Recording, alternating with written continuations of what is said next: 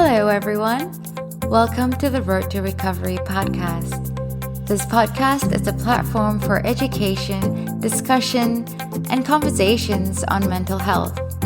I'm your host, Amira Shah, and in this podcast, you'll get to know more about the therapeutic process, insight into life from the perspective of the psyche, and also join me in exploring current issues with other practitioners. I specialize in grief, but I'm always interested in learning about the human experience of the mind, heart, and spirit. So join me on this journey of in-depth learning about ourselves and the world we live in.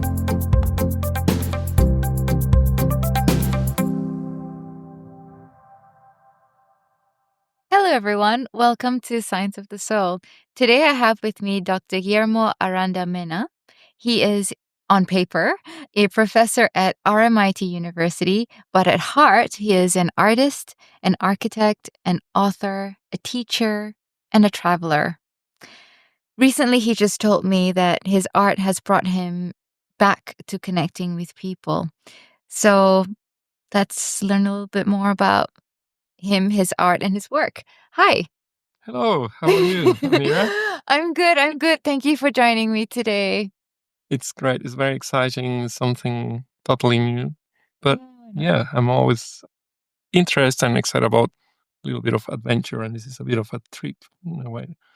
Yeah, Travel. true. Yeah, true. And you just got back from Italy? Yes.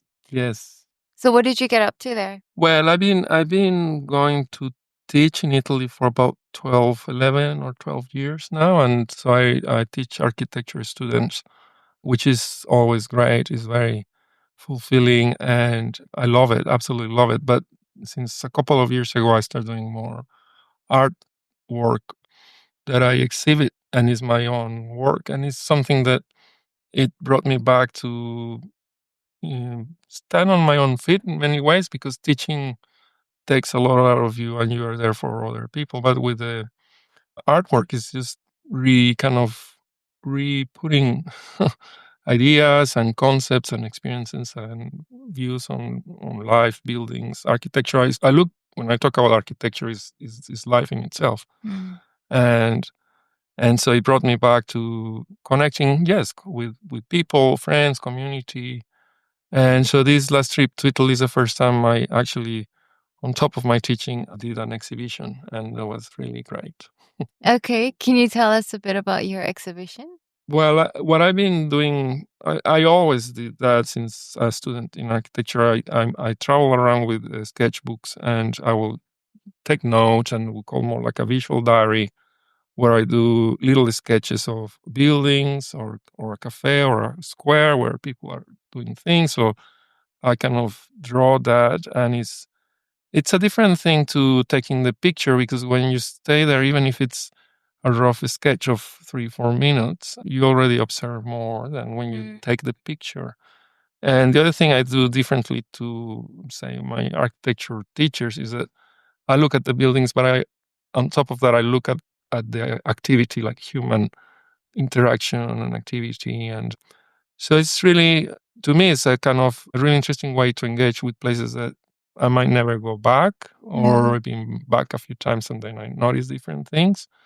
And a good example of this is when I used to take my RMIT students to walk along Collins or Burke Street and look at some of those nice kind of period buildings. And some of them will say, I walk along here every day, but I've never actually seen this building, like seeing the facade or seeing what's there on the window or something. So this idea of sketching, I think is quite current in not competing with any other medium. Like also, you can be quite conceptual. I mean, you could draw a skyline, for example, of this is a town. I know we're on voice, but I'm depicting a skyline of a town, and then you imagine the town actually is by a lake, and then I draw the lake. So it's just like soil, and it's red or sienna, and then blue cobalt. So you bring a cold image with a warm image, and so you bring a bit of emotion once you paint the sketch. So what I traditionally used to do was to travel around the world with my pen and just take the notes. But more recently, I started engaging with watercolors, and the reason the watercolor is simple. It's just clean and it's portable, and I can open my watercolors on the plane, on the restaurant, cafe, wherever, back at the hotel, whatever.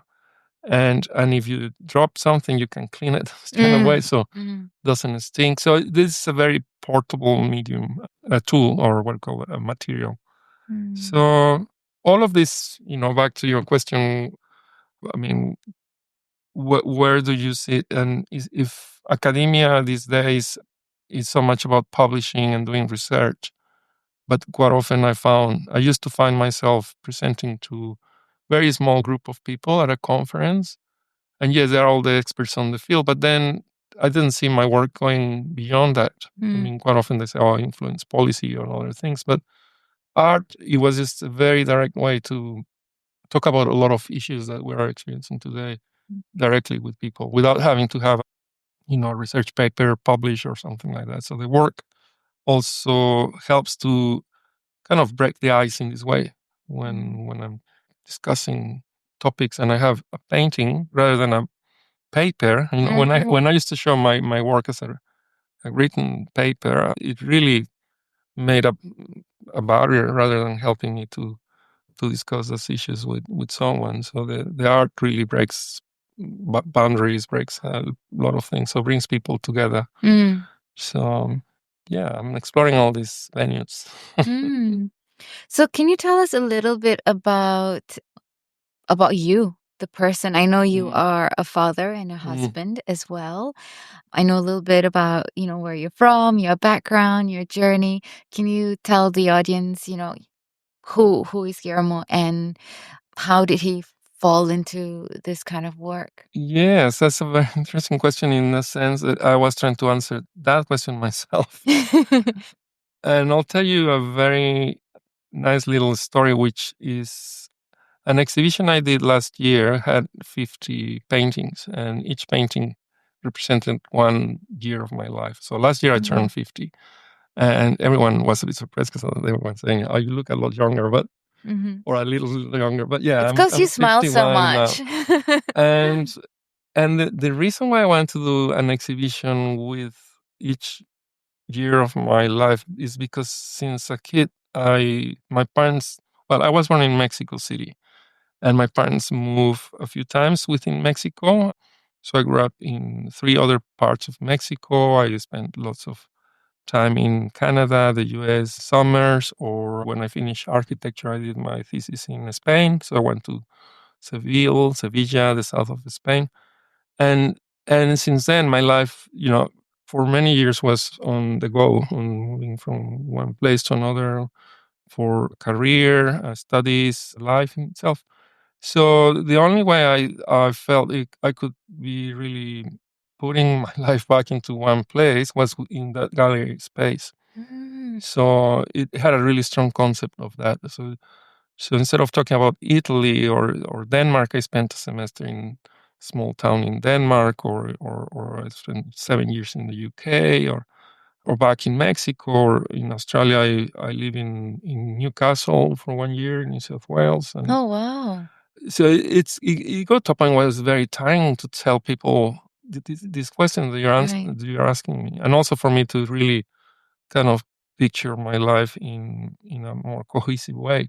So the paintings were a really great way for me to distill all of that and have it in one space. It was a single space gallery. So that evening when was the opening and also my birthday, I had a lot of friends and I was able to share my life in that space.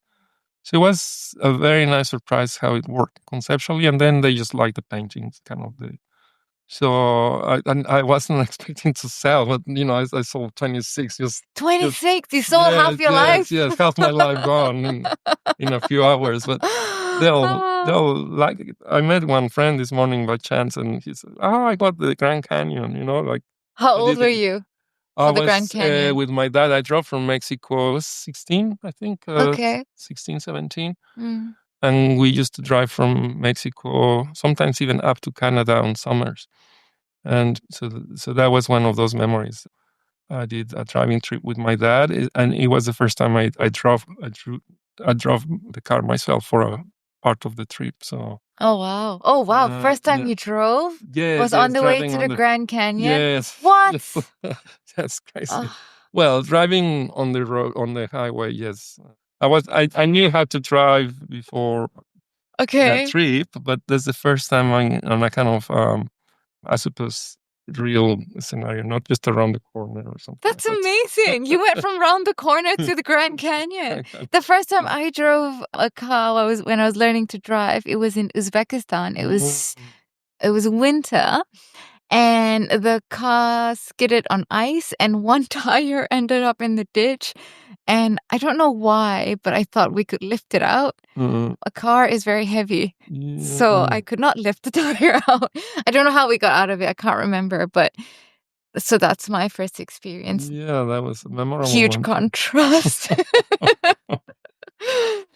Yes, but so this that experience. The only thing that told me was that I should keep drawing, doing the artwork, Mm. and exhibiting. Yeah, And recently you published a book, which you very kindly gave me a copy, on emotional intelligence, people, workplaces, and well-being. Can you tell me a little bit, or tell us a little yeah. bit more about that? Because I really enjoyed reading it. I haven't finished it. And you've also gifted me some of your pictures, which live on my fridge right now. Yeah. So when my friends come over, they look at it, they're like, "Oh, did you do this?" I'm like, "No, this person did it because you've signed Oh, it, right?" oh, And they're like, "Oh my gosh, that's so cool." So can you tell us a little bit about that? yes. Well, that book, that's right. It looks at the. I mean, in architecture, we always talk about the space and the mood and people kind of enjoying where they are. But in workplaces, there's always this kind of way to measure the success of the design on surveys, for example. And it's a very limited instrument, and they always go into satisfaction. And that's not the way. If you're going to really do something incredible for a business or for a corporation or a organization or a group of people, what you really want to do is get them to thrive in whatever they're doing. So I know the space is only one factor, but it could be a very important one. And so instead of thinking of space, once again, you can think of what kind of environments you are creating with that physical space. And there's a lot of research that is showing our emotional response through various stimuli, and it can get quite academic in the sense of neuroscience and the Mm. psychology of or behavior and emotion. But the book started from a meeting. I went to a conference in 2017 in Manchester, and I met a friend of mine who happened to be well, he was my supervisor back in the year 1997 when I started my PhD in the UK, and we catch up again, and we talk about this book, and 2 years later we had that precise book. One thing it came up in the discussion really early is that we didn't want to have the typical dry, boring diagrams that most of the academic books have, but have a bit of just kind of playful diagramming and ways to just kind of counterbalance the because the book is an academic publication, so it means Mm. that it's got all the data, the referencing, all of Mm. that. And yes, they can get dry, but then my ambition was to have something that will be a bit more engaging for Mm. the everyday reader. And I think it could be a lot better in that sense, but that's another probably edition.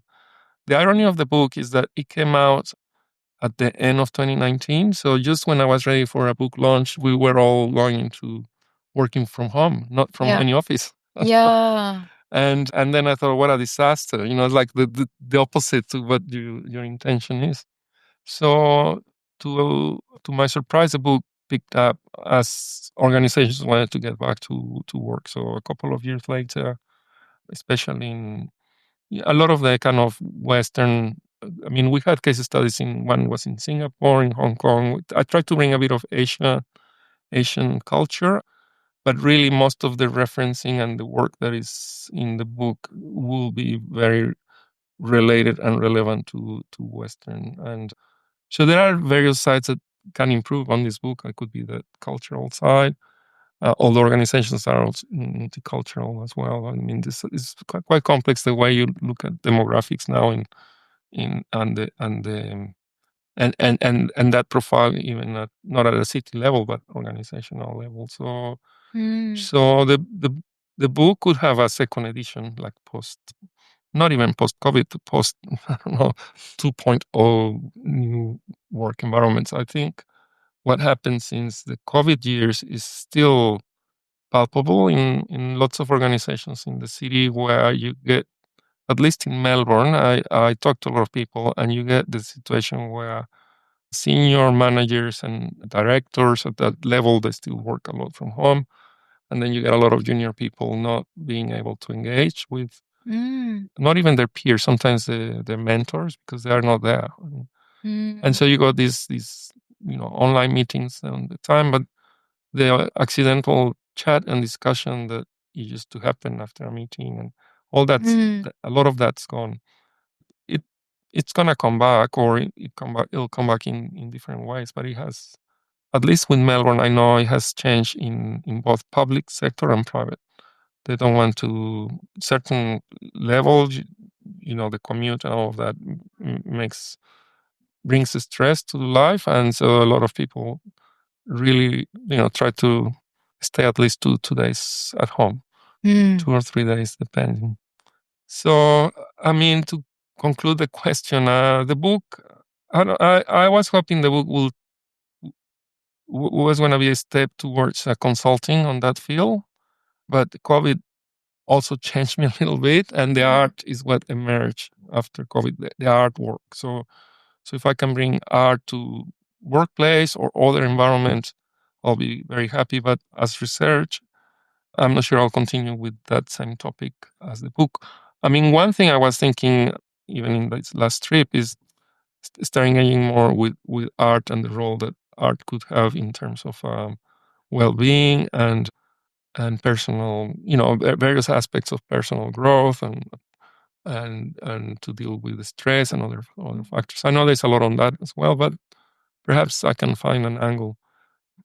The reality with the art for me is that it takes me away from, and I also love computers, Will, and all the various gadgets and things. But the thing I want to do is spend time being in a place, like being in a place. If I'm talking to someone, talking to the person, not talking to the phone or looking at the screen, or if I'm just looking at something, being able to observe whether it's a bird or just just a tram or whatever it is, and then draw it. Like this is what brings me back to this idea, nearly like a primitive idea of drawing. Like you could do this on sand or in a cave, or it's like human.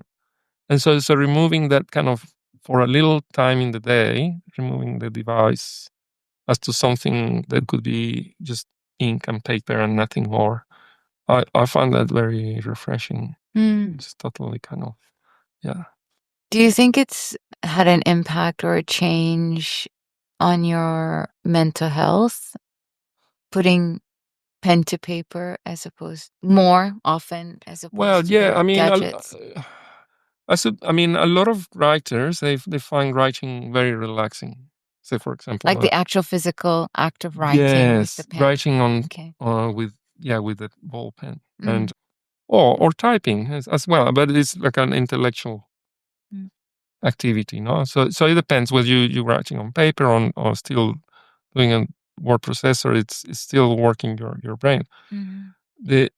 What happens when you're drawing, your brain shifts to another mode. So you are thinking, but in a very different way. So it's very, very relaxing. So for mental health, I think people, a lot of people say, "Oh, I don't have the ability to draw," and I say, well, just draw whatever. I mean, you look at any kid, they will never say, I cannot draw. They just draw, and whatever comes out, they're really proud of it. It's like so funny, it's like splash of color, throw it there. That's it. Nothing will happen. Just do it. And so if you were trying to, or you're a natural or not, it doesn't matter. But it really, I find it very relaxing. Yeah. Everyone, Will is here. Will the magician. I only got 2 mics, so just so bear in mind for you guys. This is one of the questions. It's very intriguing obviously with the whole during the COVID times as well, that sort of influenced you towards, going away from devices. And yeah, you're right. I love the devices still, and at times in the recent years as well, I would try and book a place out in the off grid in in whatever faraway land where there's no internet, no screens whatsoever.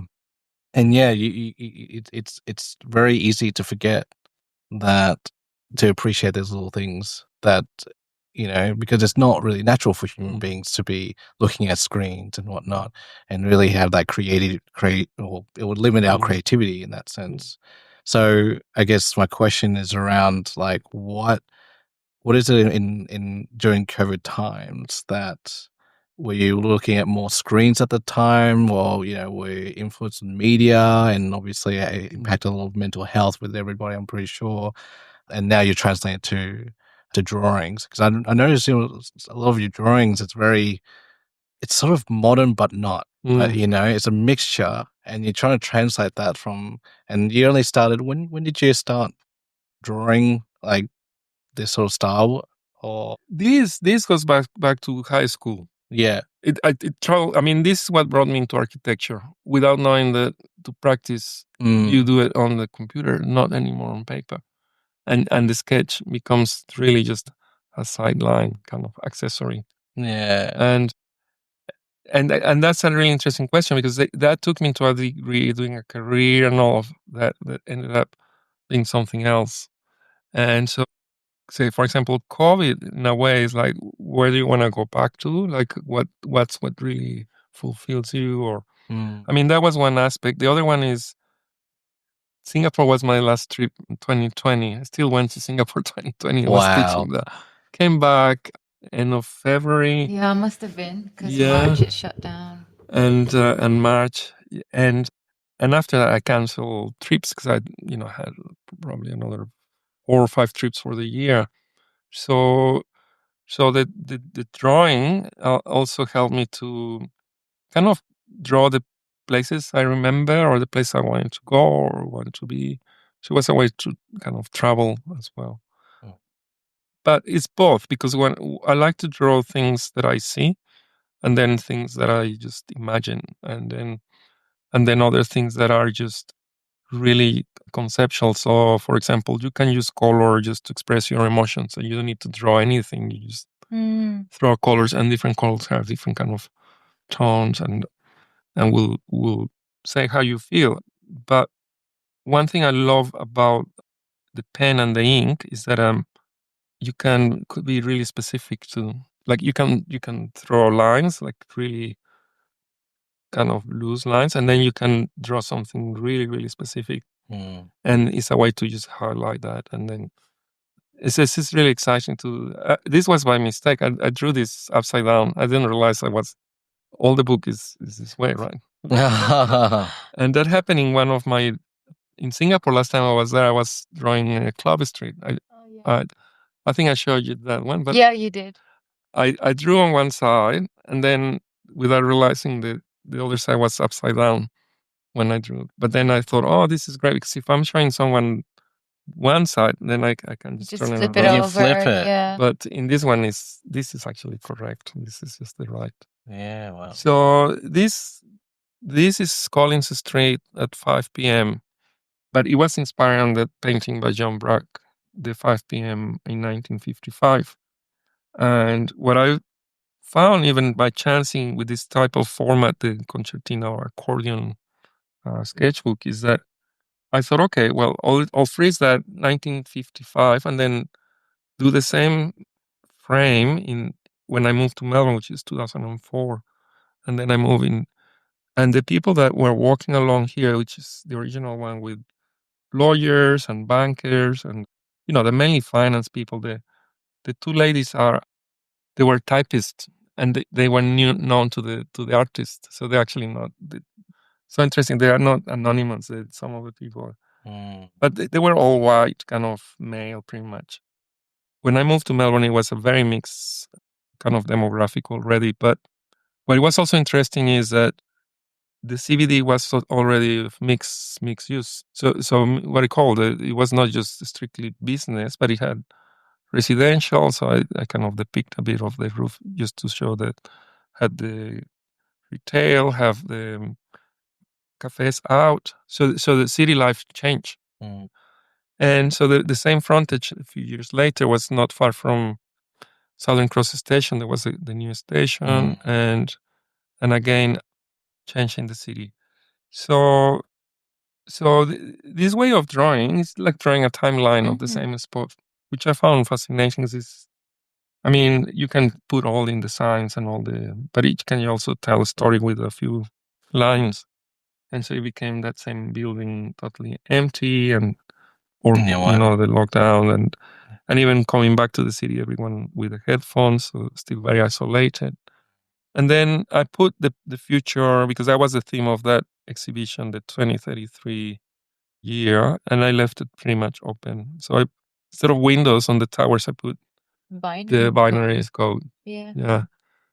Just, we are going to be quite challenged with AI on many fronts, I think. I mean, that's another topic for another discussion, but I think it's a lot of stuff. But so then, you got a little book with the story there, and you can without words.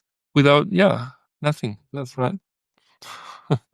Would it be all right if we showed that book to our listeners in the post of this podcast? I think, just speaking through it is informative, but the visual is it's super powerful. What I see from my perspective is change through times and cultures, and how the space is just being reutilized and reimagined and repurposed in so many different ways from the 50s. So the inspiration from the 50s, was it based on art of Melbourne Collins Street that you've seen, and you've just imported that into your timeline?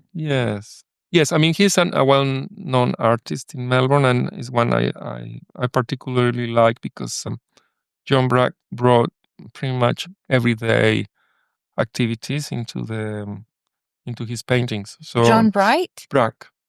Yes. B-R-A-C-K. Brack. Okay, John Brack. And some other paintings of him will be, someone just driving the car out of the driveway in the suburbs, or a woman just drying and coming out of the shower, or someone at the bar asking for a drink, like really just day-to-day lives. And so I found because sometimes I stop at the gallery on Federation Square, this Ian Potter Center, or Ian Potter Gallery, Ian Potter Center. Ian Potter. Correct. Yes, it's great. It's free, and you get great art from Australian, original art, everything. So it's anyways, this painting is there actually. Oh, really? Yeah. Wow. Yeah, and you can. Ian Potter. It's at the. So for those, if you don't know, it's in Federation Square next to Acme, where Moving Pictures are. Correct. And that's where Ian Potter. Haven't been there since ages, I think uni days, I think. But so that is actually, wow. Yes. So if you guys want to check it out, it's at Ian Potter right now. In Melbourne. Shameless plug-in from that one. So, but a lot of things are happening at the moment with Acme. But also, I think they have a lot of events around Ian Potter trying to vamp that as a tourist spot for a lot of people as well. So it's really good that people check out that work. Absolutely, yes. Hello, dear listeners.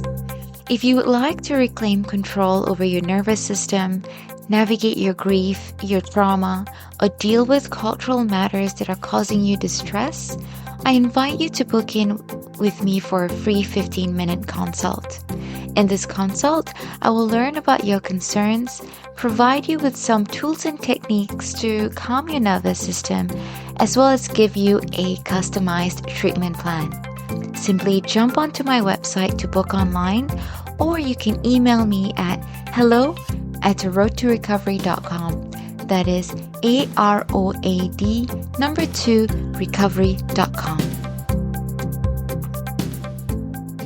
I wanted to circle back to what you were talking about in terms of optimizing space through psychology in the workplace and combining creativity and well-being, and how that impacts on collegial relationships and the types of, I guess, output that people produce as employees or people of Yes. passion who do what Yes. they love to do or do what they have to do for money, and how creativity is generated through that optimization of space, because that influences culture as well.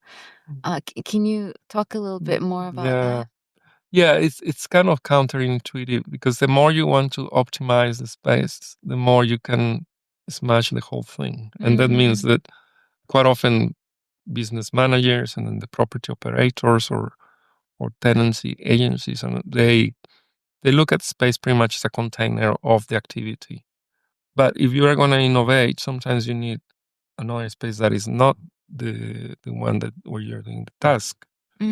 For example, the return to the workplace for a lot of organizations was mainly opportunity to meet, to interact, to discuss ideas, to see where the business was doing well or not so well. And that's why so many organizations went into creating a kind of lobby, like the hotel lobby, or a space where people could mingle and interact in that way.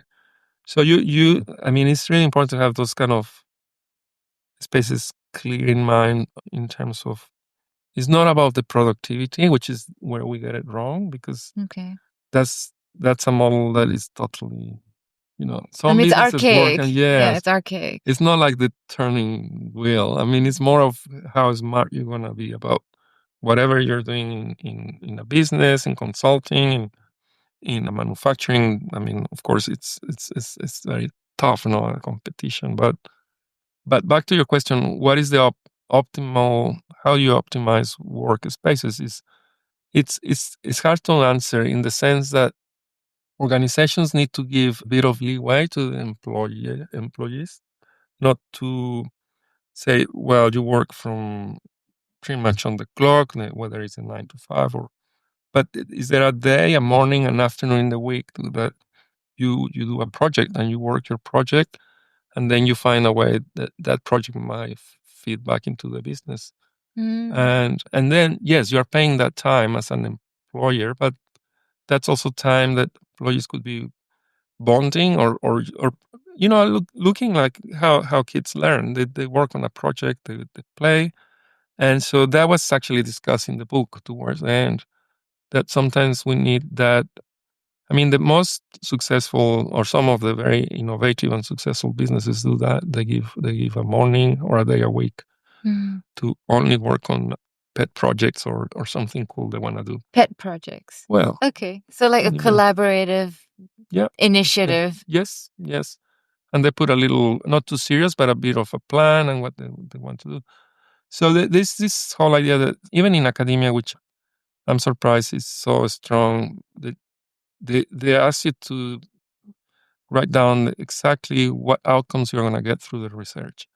And yes, you can have a set of predictions and a set of hypotheses, and you go and test things. But innovation quite often comes out of accidental aspects of a process. You can have a very rigid and probably a thorough process, but you might also limit some of the potential outcomes. So, yeah, back to the environment and place. I mean, there's also a lot of talk about things to do, the things we need, like greenery. I mean, that's been so much about biophilia, and that's probably overstated, but you can sense straight away a place that has a few plants, a bit of light, a bit of fresh air, some acoustic kind of perhaps incentive to feel relaxed. I don't know. It's something that should not be left to chance, and that's the point. There's people who can help in combining your interior kind of layout and design with emotion. I mean, they do a lot on what do you call it, behavioral economics for shops to increase people's desire to buy more stuff when they hear certain soundtracks or Right.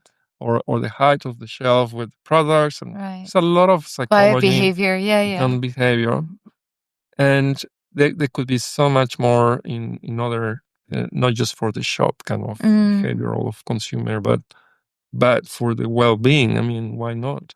Because in retail, it's pretty much so you spend more money, or I totally agree with all that because considering with a bit of a retail background as well, we're taking one example. Let's look at Apple for one thing. I mean, when I was doing a bit of marketing for them, it was the marketing. It's extraordinary. So you go to any store and they all look very similar. You have the trees, you have the wood, you have the natural elements that make people feel a lot more welcome and thinking they can be there forever.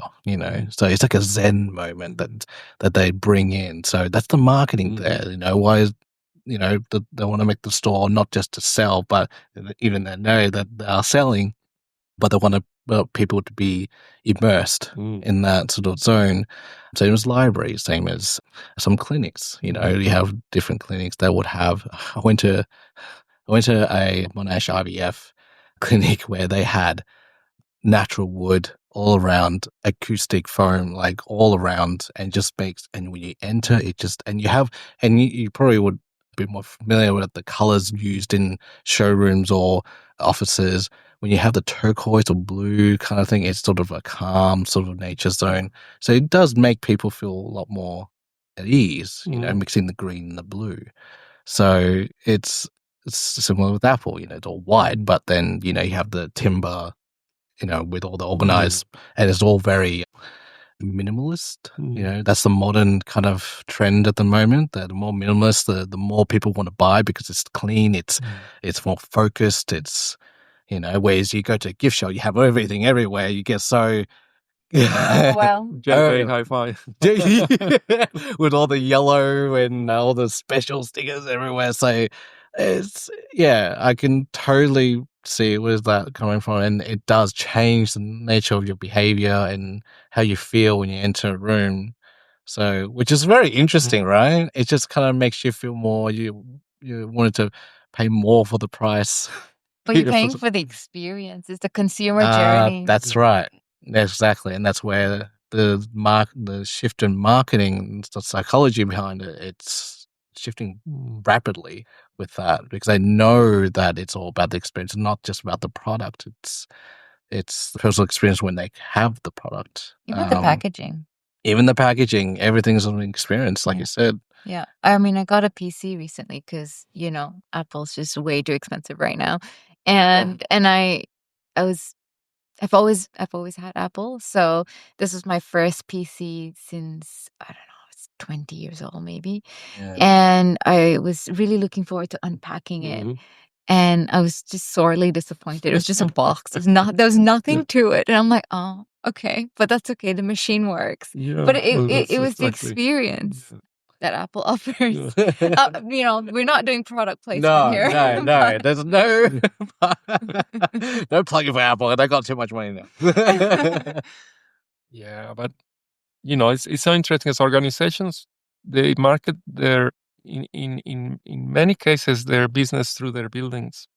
When you look at the brochure or the website, or it's they put everyone with the biggest smiles, but a lot of it is the environment they are working in, and that's and even universities. I mean, they compete so much with attracting really good architects to design the striking buildings, because that's what the students look at when they're online or working. So it's already something also for the marketing of the place, of the organization. But yes, one of the things with, just to finish that point, because it's so interesting how you put it as what is the is it the optimum or the optimizing the space.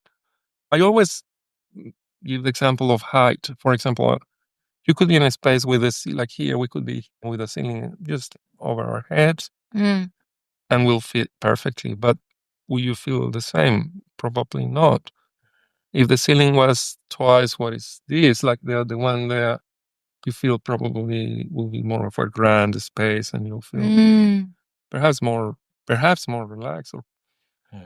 And that's a lot of money there because you can have a second level here, a mezzanine so that's where this optimizing space in a human is not like putting, the domino pieces back in the box and it's not like deciding So in Europe, one thing I really love is the high ceilings. Everywhere I go mainly because they are old buildings. Why they have the high ceilings? Because in the old days, to have the natural light coming through, they have to have really tall windows because they could not have very wide windows because the structures were not there. So the What wider do you window, mean? yeah, the wider windows became possible once we start using reinforced concrete or the steel to have the span, the opening. So the opening for a lot of the kind of up to the 1800s buildings were narrow because that meant they had a little arch on the top, and that could have just a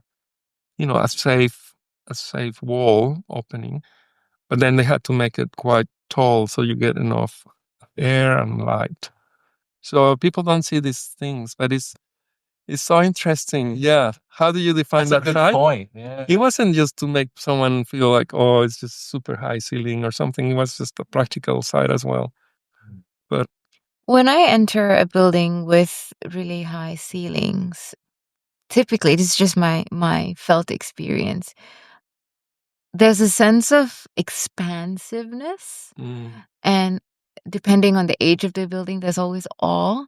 So if it's an older building like the State Library in Melbourne, it's epic. It's great. It's so beautiful. And whenever I'm in these sort of places, I'm just flooded with inspiration, and I'm also flooded with motivation. I'm motivated to read things. I'm motivated to look things up because the environment itself is interesting or allows for that part of the brain to switch on. And recently I had a session with my business coach, and we were talking about marketing and something to do with how to communicate my services. Okay. And I kept saying that, I don't want to pigeonhole myself. I don't want to pigeonhole myself.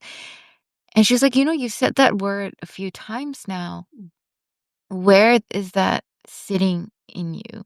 And, I paused and I thought about it, and I'm like, oh, well, when I'm thinking about a pigeonhole, I'm thinking that it is in my forehead, like a cuckoo clock. I think I've told this to you, right? Like popping out, like woohoo, woohoo, woohoo, like a little trapped bud in my head. And then she was like, well, where does that take you? Or what does that remind you of? And I said, it reminds me of Singapore, because I grew up in Singapore for a large part of my life. We lived in flats with very low ceilings. So, I mean, it's not super low, not like the Shire in Hobbitland, but, not that tall. And, we work in grids. We work in offices that are squares. Singapore is very, very... You're showing me a picture of boxes. Yeah, it's pretty much as my life has been like that. School is in a box, home is in a box, everything's in a box. You go to IKEA, everything's all boxed up because you can only buy IKEA products because there's space optimized. Absolutely. And then you go to work, it's in a box. So everything is in cubicles and boxes. And one of the reasons why I moved to Australia, I wanted to move here, is because of the vastness and the expansiveness, and just like the fact that I feel I can breathe and experience. However, my mindset hadn't shifted. My desire and my vision and my experiences to an extent has shifted, but my mindset hasn't shifted from that box, that, structured parameters: do not color outside, do not look past the periphery type of, mindset. So when I went to Europe first few times, I was just in awe with all the architecture and the spaces, because I felt, I think also the height of build ceilings, or just being able to look up and out in even in indoor spaces, just also it has a really humbling aspect to it. Like there is, you're not, yeah, like it kind of crushes your ego a little bit, because you're like, wow, look at these things, look at these spaces, Yeah. look at the people that must have created. Like, what were they like? So, yeah.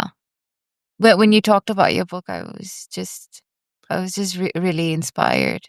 Yes, and it's so much. I mean, these are only things that, I mean, every environment will have its own type of Influence. buildings, influences, and also the result of economic activity and prosperity and all of the. I mean, a lot of those kind of colonial European. I mean, there were also countries were invading, half of the world, and were super wealthy, and now they are struggling, some of them, to kind of keep their own buildings, their own cities well maintained and current with the services. There is nothing more difficult to do in sustainability than upgrading old buildings. Really? Yeah, because just imagine, I mean, those beautiful stained glass windows, it's so lovely. But then in environmental kind of building science called thermal breach, where you have the temperature outside reaching just through across inside, because you have the lead, which is the metal, and then you got the single glaze, and then you get sometimes what they call air is not airtight. So through the frame you get air gaps, and so to have buildings that are all to perform to today's, let's say, thermal acoustic is okay, but mainly thermal standards is really difficult, because it means that you kind of need to deal with a really fragile structure, and if you want to make it double glaze or something else, well, you're gonna kind of destroy it too. So it's very, very tough. Okay, yeah. If you had to create the perfect workspace for you, completely subjective question, what would it look like? I mean, I know it has to look playful. For me, it has to look nearly like a kid's, that kind of playfulness, with materials, color, various types of tables and benches, and also this idea that collaboration is important, but no, sometimes you need a quiet space to do your work, and that's what the whole thing on open plan went totally out of whack, is because some people, well, they're called introverts for a reason. They need quiet space, a nice quiet desk to be their best, and not some crazy shouting in the background. And that's where we got all wrong, because sometimes that's where the good things come up. So everyone is like all, putting these spaces for collaboration, but it's pretty much to put more people in one space. So my ideal space will have this mix of colors, materials, and a little bit of solitude as well, perhaps an internal courtyard or garden, or that's wishful thinking, as you said, but That sounds nice. but it will be. I mean, that's so important too. And if you don't have that, you can always leave the office and walk to a park. I mean, people also forget that it's nothing like wrong to leave where you are for half an hour. Most people go and grab a coffee, but you could as well just walk to a park nearby, and that will restore you completely. The just being surrounded by nature, it does help a lot. Do you have a team that work with you or for you? Not at the moment, but I have, because what I work is on. So I have a project that is a funded project. We've got a set limit number of days to to complete a project, and we set up what is called a activity-based planning. So based on the activity we need to do, we plan for the spaces we need. So if you have a team of 4 or 5 researchers or editor or someone with other kind of skill, but how you plan for the project, so it's based on that you organize the space. And a lot of organizations are moving to this AWP, activity-based planning, ABP. But I can also tell you, I mean, when I'm in Italy, the space that I use for my studio, which what I mean by a studio is I have a group of architects. We work on a project. Like this year, we're doing ghost towns. So we look at various abandoned towns, locations. Some are in Italy, but there's one in Turkey. We're looking at one in Crete, in Greece. They're pretty much abandoned locations, and so we're looking at how to restore the buildings, but bring economy, activities, and pretty much bring life to these ghost towns. Mm. The place where we work these projects is a 500-year-old hospital ward. Cool. That is just a space that is great because it's got a lot of light. It's beautiful. The streets around there are all river kind of round stone. So it's Like cobblestone? cobblestone, but they're little kind of round stones from the river. Oh, wow. So it is a pretty basic space that was built 500 years ago, but it does fit the purpose perfectly for what we want to do, which is have these discussions. The tables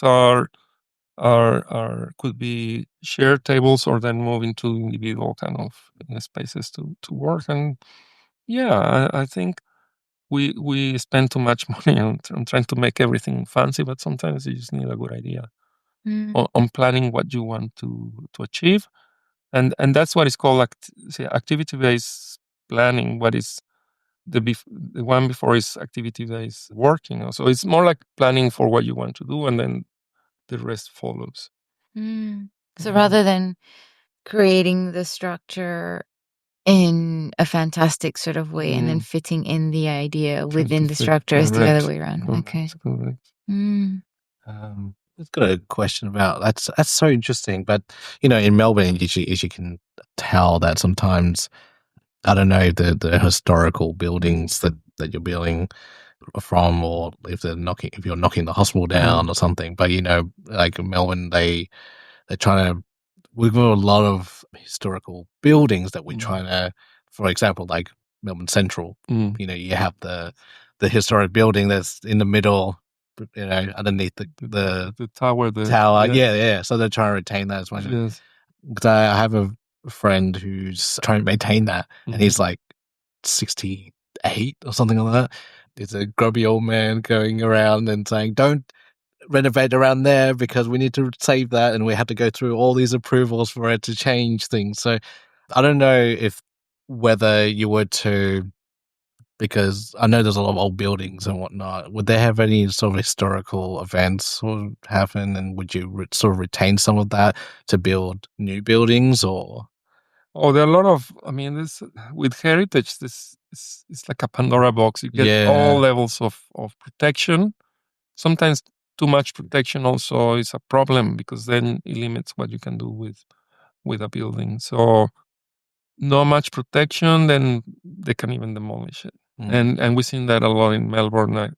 The main shops, they leave just the frontage, the facade. And the spaces become obsolete, so then demolish the rest, like the Mayer shop. They spent back, it's probably 10 years ago, $10 million just on the framing to keep the facade there while they were demolishing the rest of the building. Building. And there's that's an insane crazy amount of money just to have a fake kind of thing, because although the facade is the authentic original one, the rest is nothing to do with it. But then you can also argue commercially the old building was just totally run its course, and it was not practical anymore for the type of retail and activity and Yeah. So the buildings also can become outdated. I mean, these days we talk so much about what is called future-proofing your design. So kind of to prevent what might change or not. These days is a lot more around the smarts and the building systems, sensors and all of that. So you design something that works well today, in 5 years, in 10 years. How far can you go into the future to see and predict? One example of this is classrooms. Just how classrooms these days have projector, have the seating, even the capacity of it. So universities, for example, look at what is the size of a group likely to be in 10 years from now to do your teaching. So quite often they say, well, there'll be much smaller groups, more specialized, not the massive classrooms. So the newer classrooms that say we were producing in the last 5 to 10 years were spaces that you can then shrink and subdivide, and all the staging and seating can be very easily removed. So you have, back to your question, you have to destroy too much. But if you're talking about like really old brick heritage, and it's always a challenge. Like the really exciting projects that I've seen in recent years could be like a museum built in what it used to be a warehouse of Docklands warehouse, and really beautiful spaces, kind of back to this grand and really accommodate a whole new use. And it's kind of this adaptive reuse is a technical term. And a lot of really interesting old factories that become, again, like a boutique hotel or a restaurant. So there is even this idea that, like markets, for example, unfortunately markets sometimes they make. Because I went into a couple that when I lived years back in Milan, I lived near a little market. And this last time when I was in Italy, I walked through that little market, and the actual wet market is gone. Still, the building is there, and it has eateries. So they did kind of a canteen kind of thing. Oh, right. So you can still go and eat, but no one is selling fresh products. It's just kind of a... So it's just eateries now. Yes, yes. So wet, like you don't have that, I guess, the same atmosphere. No, it's gone. Yeah, it's gone. wow. It's gone, and it's because the area is expensive. So then they were just retrofit and lease the space, and so a place like the Victoria Market is protected for the activity, not just the building. That's right. So that's a good example. What happens if you don't protect? That's what is called non-tangible heritage. So non-tangible is the activity, and the traditional kind of building heritage is the envelope or structure. Yeah. And those are world kind of protected World Heritage sites. Not the Victoria Market, but the Carlton. I mean, so you get sites in Australia. You get quite often all prisons that are protected by the UNESCO. Kind of there are about, I think, 22, 24 prisons around the country that were built in the 1800s, and they become such a strong kind of, I suppose, historical account of something. And then They're not in use anymore? No. Oh, so what do they do? Mainly, I mean, some of them, and this is back to the original question, what are you allowed to do with those? I mean, some of them are hotels, like it could be from backpackers to boutique hotels. Others become, like the one by RMIT, the Melbourne jail. That's a very visited, popular, touristy. Still there, yeah. It's still there, and it's got queues of people going just to go and see. Yeah, it's still open, Melbourne. Yes, the Melbourne Old Jail. That's correct. So I don't know. Oh, you haven't been? You gotta go there. We'll meet. All right, we'll go to jail, and then after that, we'll go to Ian Potter's. Gallery. You gotta go. It's really good. They maintain, and that's the thing. They I don't know how often they do, but they do maintain, because they're the original cobblestone. So is this a tourist spot? The bluestone, yeah. Yes. Is it like a tourist spot, like a museum? You can go there, do your ghost tours and all that over there, and because of Ned Kelly and all that. Correct. So a bit of history around that too. Yeah. So now it's an open. What is it now? I haven't really been in there, but like now they kind of renovated it. I don't know how much money they spent, probably a lot. But now there's like a sitting like area where you can sort of chill. It's like grass area and all that. So yeah, you can actually just have It's Have a it's little picnic. it's like a community We'll, area. we'll show you next time. Oh, Yes. we'll bring our sketchbook. That's right. That's absolutely. Yeah, it's a sketchbook worthy environment, probably. I'm curious when you guys were talking about heritage and what to hold on to, what to reinforce, what to demolish, and what's worth holding on to. How does that impact or shape the culture or the population in terms of like you've seen things That's evolve. interesting. So Yeah, it's so what are your interesting. thoughts? Oh, there's so much going on with this. Well, you know what's called the post-colonial era. So heritage quite often was, around those institutional buildings, State Library of Victoria, the kind of Greek temples, pretty much. And everyone, don't touch anything because, The Holy and this Grail, is, yeah. yes, and this is what the past told us is, I mean, the symbol of the State Library of solidity and permanence. And I mean, you were talking about the interior, and that's, I totally agree with you. But sometimes the exterior of heritage, it's just by the younger generation seen as someone else's work in someone in another time, and it's really hard to engage younger people with that kind of historical heritage or building typologies, and not everywhere. I mean, if you look at, say, Singapore is incredible. There's just so little of it left that doesn't matter which age group, they all go there, take the photos. But places that have a lot of it, say, I'm talking back to Italy, could be a bit Australia with English, or kind of English heritage, architecture, and to some extent Italian housing in Melbourne, for example.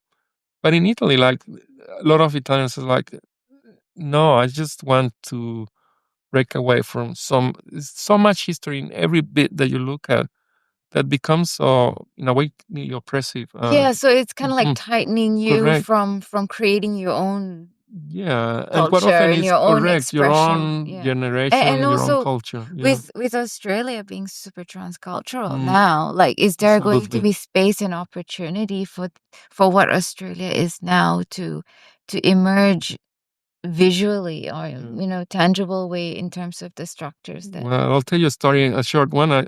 There is a little theater in St Kilda called the National Theatre, which is the corner of Barclay and what is it, Fitzroy? And this little theater needs money to kind of keep up to even simple things like their painting and maintaining.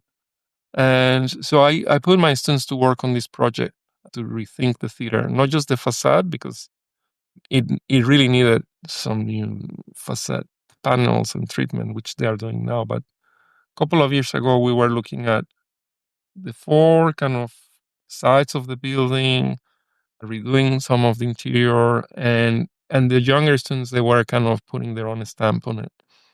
And if we had those projects trying to get a planning approval, it wouldn't go through because of the heritage side as well. So it's quite interesting how you might have also the desire to kind of upgrade or bring up to today's kind of even aesthetics, but also to inject a yes, new new emerging vibe, a culture. new culture, yeah, and that's another kind of challenge to get approval to kind of change something.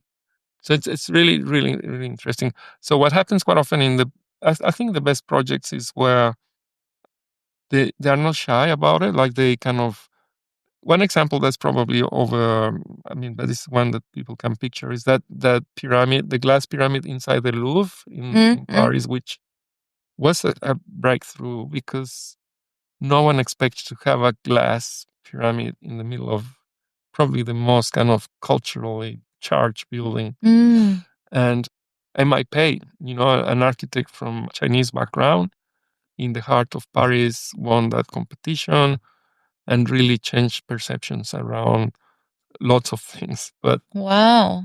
culture, identity, wouldn't say gender in this case, but by even race, and then history as well. Like you put a glass pyramid into something that is not so much like that. So it really was about bringing total new life to it in a whole new way.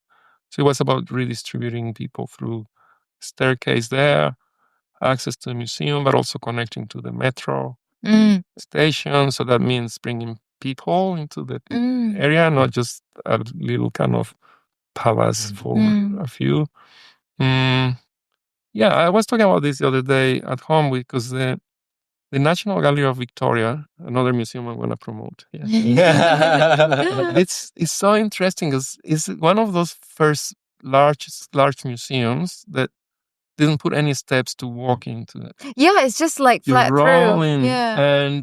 and it's got that waterfall kind of glass curtain, and It's good for feng shui. I mean, it is, but it really meant that it was a very welcoming place for anyone at any age, in any condition. It has a drop-in vibe. Yeah. And that's, the design came through in the 1950s, Roy Grounds. It was built in the 60s, but as far as I remember, the competition took place in the mid-50s. So it's like feels a lot more contemporary. Yeah, no, it's very well designed, and it was kind of a bit future-proof in this case because it had these 3 large patios, and then the gallery became really small. They needed to add. So in just around the year 2000, there was a competition, and Mario Bellini, an architect from Milan, inserted 2 cubes in the 2 side patios, and the center became just with a roof. So it kind of changed a lot. But as you said, it was just designed with this idea of blue stone, a very safe place for the arts. The windows are only the roof windows, so it's zenithal light. Back then also as well. I mean, some museums wouldn't even think the natural light can damage the painting, but they left all that. But that's only in the middle, right? The other the adjacent spaces are all covered in roof. Yeah. It's kind of interesting. I haven't been for a very long time actually. Now to go and visit and see what if there's any change. Probably not much has changed, but I've had a thought of you'll kind of wonder, and you probably know it, but there's a lot of philosophy behind thinking around the timeless creation or the architectural design of it.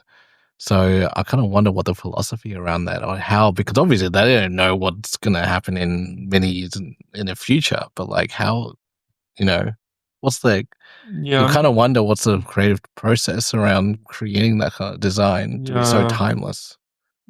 I mean, Roy Grounds was a hardcore modernist architect, and what that meant is moving away from ornamentation and a lot of kind of little details in buildings. The modernists were really about these bold, simple but efficient spaces and buildings. And Roy Grounds had this idea of actually an Italian fortress, and very kind of simple in shape. So four sides, and then the three patios inside, and then you walk around through. And then, the idea of blue stone, because it was Melbourne. And so with a design like that, you kind of leave you're actually leaving the scaffolding pretty much, rather than a whole finished product. It's a finished building and all of that, but it really, it can travel with time, as you said. It can be a bit of that kind of permanent. And I think that's when you get great architecture, when you place something in a place, in a location. You place something in a location, and when you look at it, you say, "Oh, that's been there for like a long time," and perhaps not. It's just been put there. But if it sits nicely, and contributes to the area, that's when. Hey everyone! As you might know, my work often centers around grief and trauma. I'm excited to share 2 resources that I've developed to help in these areas. First, my children's book titled The Truck Family is designed to help kids navigate grief in a meaningful way. Many of us were not taught about grief and loss as kids, but let's allow our young ones these days to explore it in a supportive way. It's available as an ebook, a soft copy, and an audiobook. You can find it on my website at aroadtorecovery.com.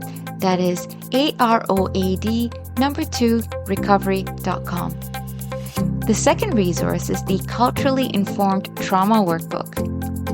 It's a practical tool for both individuals and practitioners alike, filled with interactive materials to support ongoing healing. You can also find this on my website or on gumroad.com. That is GUMROAD.com. I hope these resources can provide the support and guidance you're looking for. If you want more information about them, please check out the respective podcast episodes on them. Now, let's get back to our show.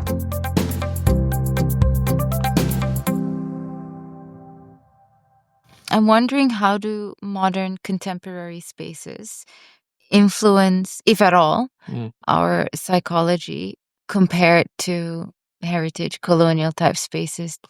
Yeah, this is a good. I mean, there's no answer to this, but in your, yeah, no, because there's been a opinion. lot of discussion on this and a lot of criticism as well. So I'll tell you, I mean, probably one example to start with is about 10 years ago in RMIT, we built 2 new faculties. Was the architecture building and the School of Business. 2 very different architects, building typologies, building kind of vibe, if you like. The very simple building wasn't for the business students, was actually for the architects. Was more like a container of space to produce creative work. So the more emptiness, more space allows more creativity. Well, in this case, that's the rationale. How it worked. Yeah, you tell me, but it's how the actual. So the School of Architecture and Design there was modeling on the sense of, that's by Sean Gotzel, of the warehouse, a kind of small, warehouse factory kind of place where you produce creative work. The School of Business by Lyons Architects, which are very kind of sharp edges and a lot of different colors, and they try to create what we call a vertical campus. So that meant that because RMIT is all over the shop, students live in between lectures and they get lost in Melbourne Central or elsewhere. Yes. and the university was trying to retain the students to actually have some experience of the campus. And we don't have the land that, Melbourne Uni has or other sandstone universities. So the idea was to have this, I think there are 12 level building, very well connected in between levels. So to feel that you are actually in one space. So it's got a lot of openings in between slabs, and each level has a lot of balconies around. But the main thing that, to me, it was, back to your question, it's a very non-uniform, kind of nearly crazy interior, which has no corridors. Instead of having straight corridors, there are classrooms clustering around like spaces where people, like distributors. So people move from between classrooms. There are benches and places to hang out, and little kind of cubby. That's cute. Yeah, so they try a lot of those ideas where the kind of students could appropriate the space. That was the term. Yeah.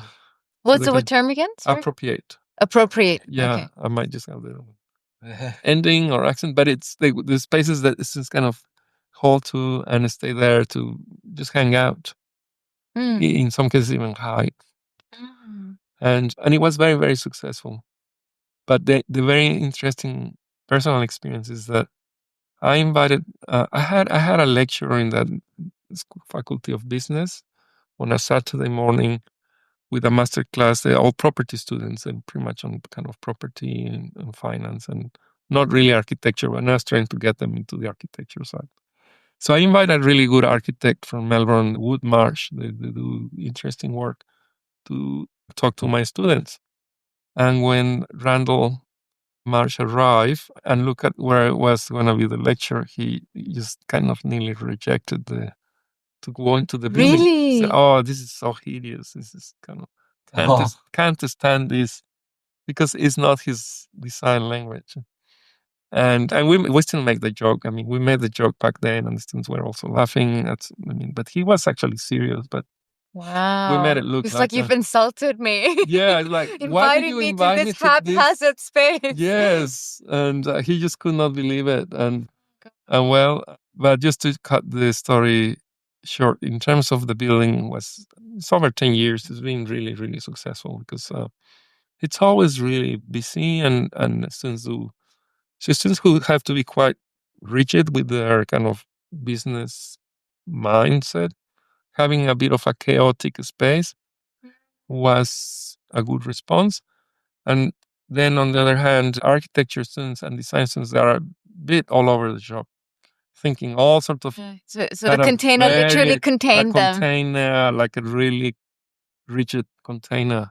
Oh, so yeah, it's counterintuitive, kind of going against their natural tendencies. I guess that's very cool. Yeah, and that's back to your question. Perhaps it's wrong to think about the environment that one fits for all. It's more like, well, different people have different ways of looking at the world or feeling, or so it becomes very tricky because then you have one that might just satisfy 70% and not so much the other 30. But then if you do it for the other 30, then probably the other 70 wouldn't like it. So I'm understanding the concept of activity-based planning better now with all these explanations and examples. Yeah, the next level will be on planning based on your personality and traits. And like there are some objective things about the human that is universal to all of us, like what we're talking about, greenery or natural. So we all appreciate that. But then, what is very much about you that will make the space really good for you.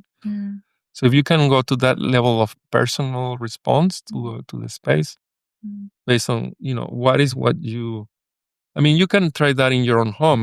We all try that to make our homes the mirror of who we are, or at least the spaces. But it's so difficult to do this at work because work is pretty standardized. It's one size fits all, and it's not true. It doesn't have to be anymore because we're past the industrial age, like long past it, right? And do you think any of these sort of concepts can translate in a more hybrid sort of setting with technology? Yeah, technology. I did supervise a PhD on that topic, on space technology and workspaces. So you were supervising somebody's PhD doing this on this topic. Are you allowed to speak a little bit about the literature review stuff? Yeah. No, it's nothing. Many of the practices. In Melbourne, you get Studio Hassel. They're big on Workplace or Woodsbagot. They do a lot of research and trying to get more on, because you get a client. A client pays, an architect, then they build a building. But the occupant is a very different story. The occupant might be who sublets the space, or who is a tenant, or we call end user. So architects should not be only responding to a client's brief, but really trying to understand who is going to be using the space. And it's very difficult to know if you are, when they build, say, this tower, they never knew we were going to be here, like the three of us talking. Yeah. It's hard to predict, but so it depends on what kind of client. But if you have a client who comes with a group of people who are going to occupy the space, it's really worthwhile studying this group of people quite carefully, how they, because what you're doing is not just studying the group of people, what's the culture of that organization, and with that you start designing a space that really goes, it's a bit like a tailor-made space for a client. And I don't know in terms of cost and other things, but it surely would be worthwhile looking into that. So with this thesis, I mean, it really I mean, that's a few years ago, and it was when we started doing a lot more remote work, and is when the move towards, I mean, there was a lot of kickback of open plan. There was a bit, I mean, open plan was, because if you go back to the 1980s, for example, there were those cubicles we were talking about. People will close the door and still call without the mobile. They would have still call from the office. They had to have that acoustic Yes. performance too, and all those aspects. With the mobile and the laptops, everything started changing. With sense of mobility, you could just find the desk or point in the desk where you work for the day, and then take all your things. The hot desking. And then the hot desking that came out in the 90s. It came out in the 90s. I thought it was more recent. Okay. No, hot desking really, I mean, with or without laptop, was already there in the 90s. Okay. And you know, hot desking is called hot desking because the seat is still hot from the previous person. Oh. Yeah. That's so true. And that story goes back to the submarines that submarines. That you know, when so someone who is, you know, soldiers were called the Marines that taking a submarine. Some are asleep and the others are navigating, and then they shift. So when they go to bed, it's still hot. And right, because someone else was there. Okay, and then they cannot swap. And so that's what called, I think was called, I don't know what the name, but hot bedding. Hot bedding. Oh my god. Well, you know, in a submarine, you're in the cold waters. Maybe you appreciate a hotbed to get into. That, you know, that to look, your soldier. Okay, you just got to deal with it. Oh, okay, that's interesting. And one other thing that I put in my book was that called IKEA effect, which is being so much discussed. You know, back to your point on marketing and big. But the IKEA effect is where doesn't matter. Say, for example, a plant. You know, this is your office, and then your boss or your colleague arrives with a plant and says, "This is yours. You look after it, and make sure it's beautiful." And then you slowly kind of, you know, find out how often you need to water, and then and then you kind of engage with the place because there's some plant that is there, and or it could be that, you know, they, you know, back to the architects going with the organization, and they bring the organization on board and their ideas on board, and they start responding to them.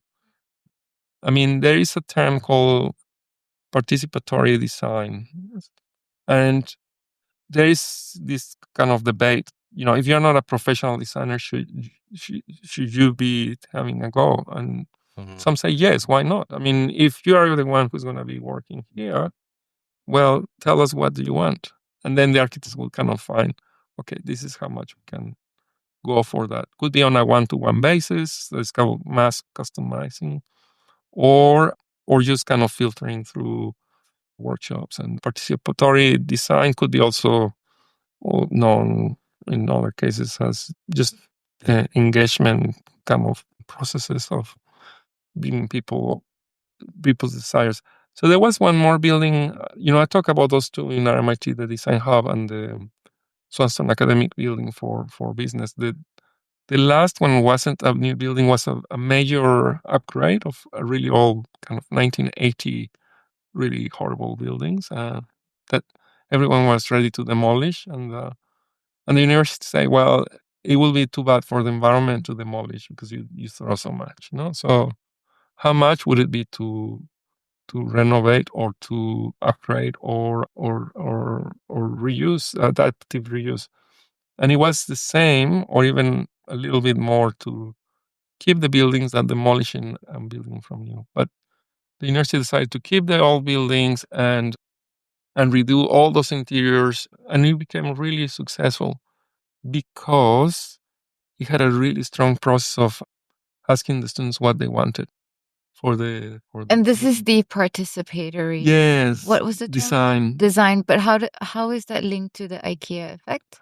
Well, participatory design is another level. The IKEA effect is that you give, your employees a board, or they can build their own chair, or design the Oh, chair and that's what build you're it, referring to. Got or it. just the plant. So you kind of do something. So you take some ownership. But in participatory design, you really respond to the end users, not the clients, the end users or the occupants, Wow. what they want. And unfortunately, in RMIT, that it went so far that, of course, the students didn't think about labs or offices for staff or other things, and they got rid of those. So they didn't even incorporate They anything. relocate a lot of that to another campus. What they relocated? Labs for engineering, a lot of offices, and Wait, even, so they took on the end user's design fully and then shafted everyone out. That's funny. yeah. That's funny. I mean, the last news about this, and it's extreme. I was with friends from Sweden who came to see me in Italy when I was in Italy a few days ago. So one of them, he was did a presentation to all my students, and towards his conclusion or end of talk, he chose a group of school kids doing paper models. And guess what? These kids were designing the town hall for the town, the government office. They put the kids to design a town hall. Is that too much participatory Yes, design? that's what I thought. I said, no, make they are sense. citizens. They are citizens of this town, so they should have a say. And how much of that they take is Right. another question. Okay. But it was like serious because they, you could see all the models and the. Maybe it's a psychological experiment. Maybe it's a it was way an for experiment, letting the young people feel like they have, Yeah, but also a say when they grow up. They're like, oh, look, I designed this. But probably can't remember what they drew. Yeah. I don't know. Right. I don't know. They just fear for the future, But to the core of the whole exercise was to say that young people, I mean, even if they are considered as underage or children, they're also kind of people, like citizens of a place, and why they should not have a say on how a town hall should be. So it's kind of extreme. I know. I mean, That's what do I'm they know bringing what this. a town hall is? If they're 6 years old, I don't know. Maybe there's a lot of education that we don't know about. It might be the other way around, that by designing you learn what it should be then. But yeah. Anyways, that's something to leave there. Yeah. No, it's a bottom up approach. Yeah. Very bottom up. Oh, so curious to see the designs, what they'll come up with without knowing, that heritage around the town hall and seeing what they'll be. Yeah, I'll be interested to see. I have one last question, if you will indulge me. In your book, I was really taken by the pictures, obviously. And what keeps coming to mind is your interpretation of Maslow's hierarchy and the elevator. So for the listeners, what he's drawn is he's reconceptualized Maslow's hierarchy of needs. So Maslow's hierarchy of needs, you've got the bottom, the base, you've got physiological needs, so basic needs like roof, food, shelter. And then there's, correct me if I'm wrong, guys, belonging? No. Is it belonging? Belonging, then safety, then self-esteem, correct, and then self-actualization. self-actualization. But you've revamped it instead of a pyramid into a building with elevator floors. Can you tell us a little bit about why? Well, I mean, the first thing that is so funny is that everyone talks about Maslow, the pyramid.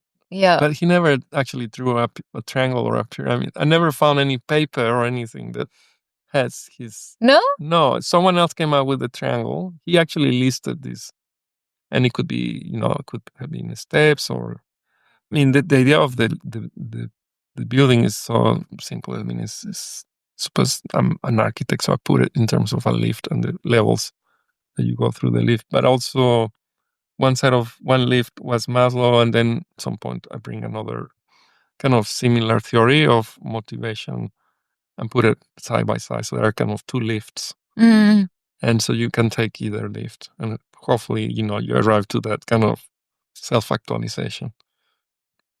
But the book was co-written, so it was Edward Finch and myself, but yeah, I brought a lot of those drawings to it, a lot of those discussions, and I did all the interviews of various office kind of employees and different people occupying various workspaces. But yeah, the actual sketch, I think it will be funny because the book has some sketches that are like a bit like build your own office kind of paper cuts, and it's just the silhouette of, okay, you got a desk, put it there, and it's only about talking. Some of them are psychological models like the Maslow, but they're all other little kind of concepts, and then do a sketch rather than having, I mentioned this before, something less engaging or a bit too cold. So that's the only point about it. No, but you mentioned something about how you don't like those stages doesn't have to happen. That doesn't need to take a whole lifetime No. to arrive to. You said that you can that's take the elevator to different floors in one every day. day. That's right. That's what it's, I think, fascinating about this theory, is that you have to build up that self-esteem and that actualization every day, and you have to take that lift every day in the same way you might take the lift to your workplace every day. So, but that's what people don't always, they think you work, throughout a period of time and build up. So there are other things, because in personality, I mean, you got in your persona, or you got your trait, you got your mood, and then your emotion. The one that is really hard to change is your trait. Mood, you can work it out, and it might take a bit longer to. And then the emotional side is the one that we are more kind of volatile, reactive. Yeah. And so interesting in motivational theories is all kind of, you have to build up a lot of things that actually, if you're not careful, you end up the whole day just watching TV or wasting the day. So, but that's why they're called theories, because it's not a law. It's like a theory means that it's still kind of open for to challenge or review or interpretation. So, but I'm surprised I've been talking these things. I'm so jet lagged, so don't listen to me. No, I really appreciate it. I know you just got off the plane like 48 hours ago from Europe. So, by the way, a client of mine told me about Time Shifter. An app that helps you with jet lag. Okay. I think you download it. Have you tried it? No. Have you heard of it? Are you punching this in? Oh, no, this is not product placement. I'm just sharing information, guys. It's a sponsor. Oh my gosh, I completely did not think of that at all. No, my intention is just to talk about this app that my client told me about, which apparently has helped him. And I think it's free. But anyways. Even more advertisement. I was told. No, with like all this free advertising. It's just for like museums. I'll leave it quite generic. Apple. The best way is to deal with jet lag is to fly in business class at least. Yeah. Because there you you go. sleep, you stretch your legs, and I must say, I mean, I'm successful, but all I get is the exit seat these days. But what I was, they said, well, if you sleep well, then you can. Formula One drivers, they have no chance to think about jet lag, or some of those tennis, the Australian Open, the arriving, they just kind of have to really get on top of it. Humans. Yeah. I don't know. I don't know how they deal with the sleep and everything, because everything's so like they're so trained in that kind of habit. Maybe it's all the adrenaline. Can you recognize this? Is this you on a motorbike? Oh, this is me on a motorbike. Oh my gosh, are you serious? Yeah. This is the picture. This is why you asked me to send you photos. So this is he sketched. This is the first ride I did on my Ducati when I first got it, and he asked me to send some photos, and this is the sketch. This is so cool. Yeah, I was really happy. What? I'll post it. I was so happy that I rode around for the first time. I made a mistake first because it was red. It was red, yes. Yes. So then it became yellow, and I didn't have yellow with me. Oh. So I had to come up with a mix of highlighter and Oh brown. my gosh, that's great. So it kind of worked. That's so cool. So I have to kind of be a bit. I'm gonna post this with the original photo because I know which one it is. And yeah, thank you. Oh, this is awesome. I'm gonna find a tiny little frame for it. That's so cool. Just make sure you follow the Instagram as well. It's probably you're going to be posting that.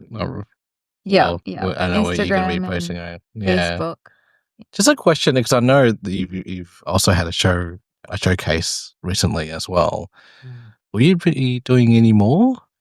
Yeah, a lot. I mean, it's not. No pressure. No pressure. I want to do one exhibition a year, so once a year. Oh, perfect. So I did this last May, and it could be early next year. I don't have to wait for May next year, but I'll let you guys know. Yeah. And a lot of friends asked me to do it in Melbourne CBD because I did St Kilda, Port Melbourne, so I'm getting closer to the CBD. Yeah, wow. A lot of people, friends, other people at work or find just coming here a little more central. Yeah. So if any suggestions, but yeah, I'm looking for a nice gallery in Melbourne CBD. Another option that I will probably do in the future anyways, I like to also go to the country, like regional Victoria, and go to small town. And so either way or both, I'll let you guys know. Yeah, that'd be great. And then if you were to sort of punch in the words, where could they sort of follow, where they can sort of, how they get the information of your next showcase? Yeah, well, I haven't gone commercial with the whole That's all right. artwork, but I have an Instagram called Guillermo Sketch altogether. Guillermo Sketch. Can you spell that? GUILLERMO. That's Guillermo. And sketch is just a sketch. SKETCH. Yeah. And I'll tag you anyways when I post this. Yeah, and there I post little things. I mean, I might post some of the it's just stuff that. Is it for me to keep? Yes, that's for you. I'm so happy about it. I'm not sure I do any justice to your figure, but I mean, I have a leg, I have an arm, a head. What more can I ask for? It's a abstract. It's semi-abstract. Semi-abstract. But you know, it's the posture, the position that screams that moment. I just, it's just screaming back to me. For our listeners, do you have any advice or any words around, how they can influence their well-being through the spaces that they expose themselves to? You. I mean, it's so interesting if we're in built-up cities, and we just forget that nature can be just around the corner, and even if you don't have to spend any money on anything. So sometimes it's having a little bit of love and care for the space. Have a friend to help you if you don't think you are, a designer or interior or any, but don't leave it as it is. I mean, make it back to. It's so funny when I travel, because I travel a lot. These days I put a couple of my own paintings in the hotel room.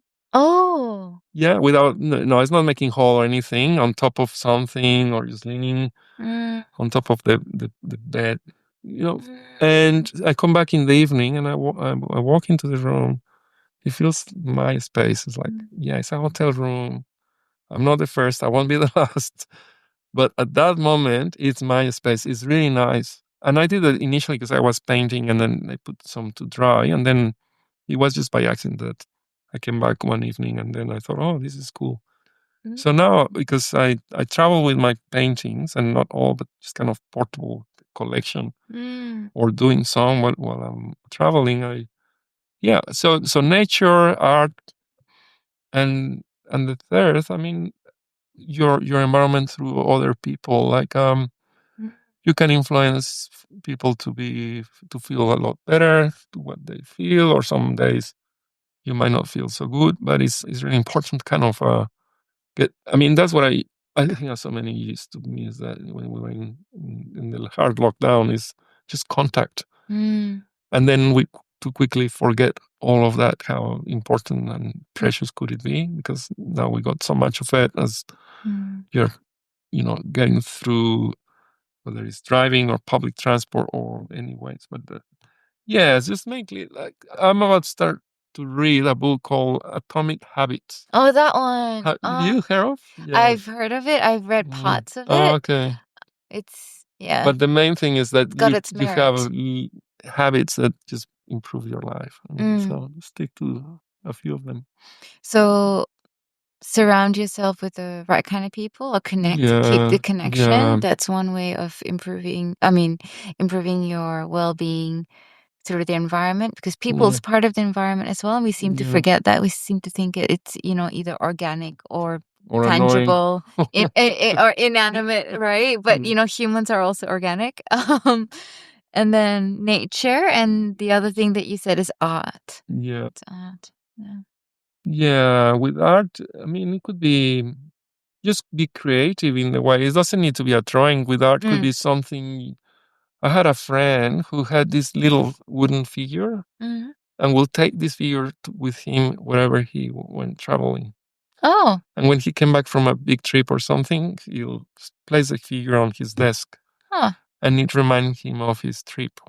It wasn't a picture, but it was just this little travel companion. And so you never know what art can just be creative in ways that you haven't been. So art in an abstract sense, not could also be, specific. Yeah. Yeah. Well, I think this is a good place to stop. Thank you very much for your time, Will, Guillermo. I'm so sorry you have that jet lag. No, but it's great. I really appreciate you talking to us. Right. I've learned so much about Melbourne in terms of, structures and jails and universities. Thank you. Yeah. Thank you very much. Thanks, Amira and Will. And we haven't seen each other for 10 years. A decade. So, Incredible. Yeah, we met for the first time in 10 years. I'm going to take credit because I made that happen. She made that happen. Rightly so. Take all the credit, 100%. But it's really lovely to spend the time as well and catch up and really follow on with your journey of going through from before COVID and post-COVID and how it translates everything as well. So go check out his Instagram. It's mind-blowing with his creation. Thank you so much, everyone. Thank you.